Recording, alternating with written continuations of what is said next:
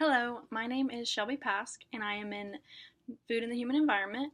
And I did my presentation on the article named The Dual Burden of Nutrition Transition Among Women in the Sub-Saharan Africa, a case study of underweight in Nigeria. This was done by researchers named Kandala and Amina in 2016.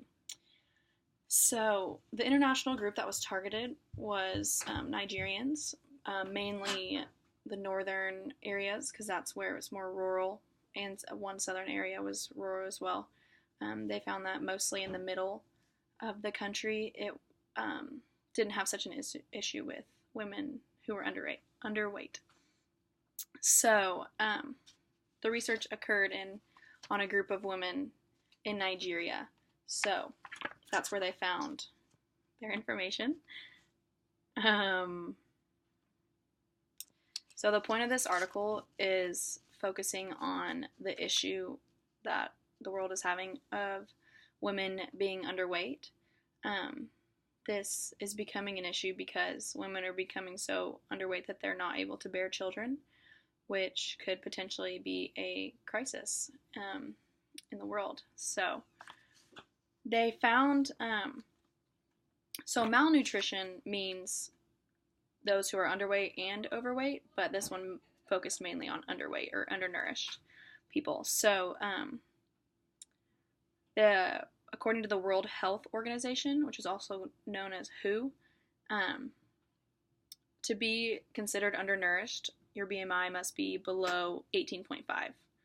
So, according to WHO, 842 million people worldwide are undernourished. So that's not good.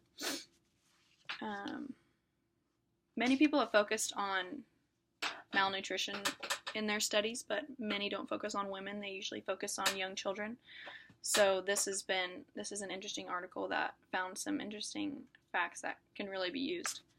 So it's also found that women have a higher chance of being affected by undernutrition because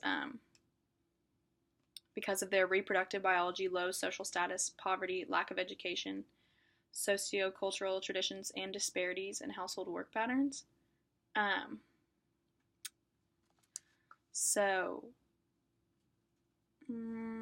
When they're also weak, they're more likely to get infections or diseases, which could also bring death.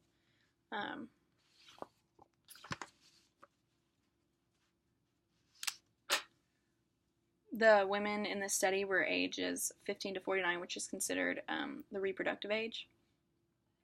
So the methods that they used in this study were that they found a group of women from the Demographic and Health Survey, which was funded by the United States Agency for International Development. They found a group of 27,967 women that had a BMI below, or no, whatever. This was from the 2008 Nigerian Demographic and Health Survey. So once they found these women and calculated their BMIs, they gave them a survey that asked them multiple questions about many different variables and cofactors that could potentially be also affecting their nourishment. So they asked questions involving where the woman lived, what her age was, her religion, her ethnicity, how wealthy she is, her level of education, the number of children she has, and also if she was pregnant or not. So the researchers then took this information that they found and they made it's called a geo-additive semi-parametric mixed model, but it's basically a color-coded map of Nigeria that shows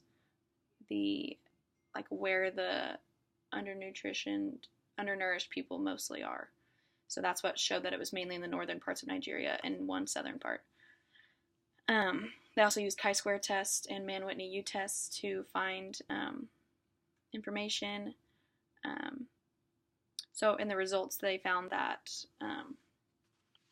the average age was 29.3, and the average BMI was 22 of people living in urban areas. The lack of education was really high among the undernourished women, and the prevalence of undernutrition among the women was 12%. But the average BMI was much higher in the northern parts of Nigeria rather than the urban. So this brought some common themes that show that undernutrition is mainly found in rural areas, more commonly among people belonging to the religious group Islam, those with the ethnicity Kanuri or Beriberi, and those to be lower on the social economic scale. Another thing that they found was that the higher the number of kids the woman had, mostly peaking at 10, the less likely she was to be undernourished, which I thought was kind of interesting.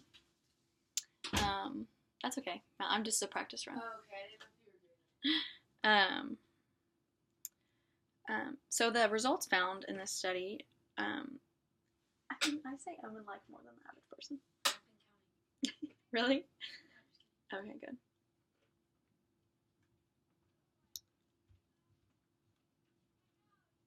So this is important information because 12% of Nigeria's population are underweight, which is a pretty big chunk.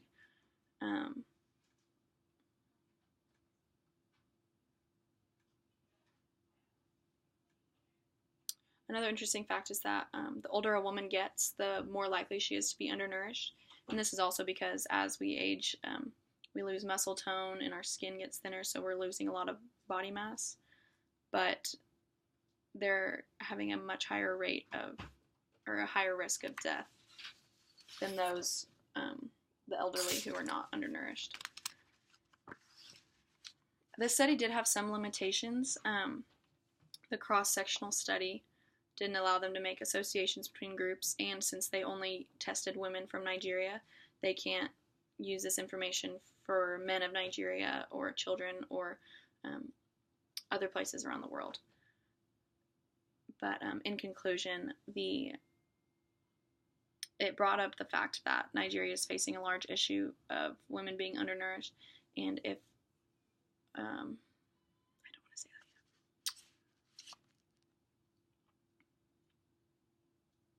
They also brought to light the fact that there's many different cofactors that.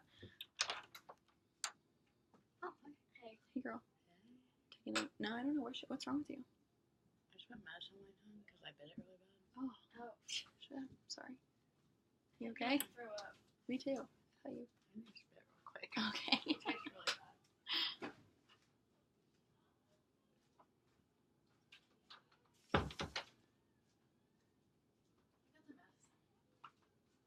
Ew, gross. That looks disgusting. Oh, did I interrupt? No, this is the trial run. It's my Oh. first one. Yeah. Trying to see how long. Thanks, girl. I found that this. Sorry. This research was important to me because, as a nutrition major, I'm obviously passionate about. Hey. Hey. What? Trying to take a video. Oh my god.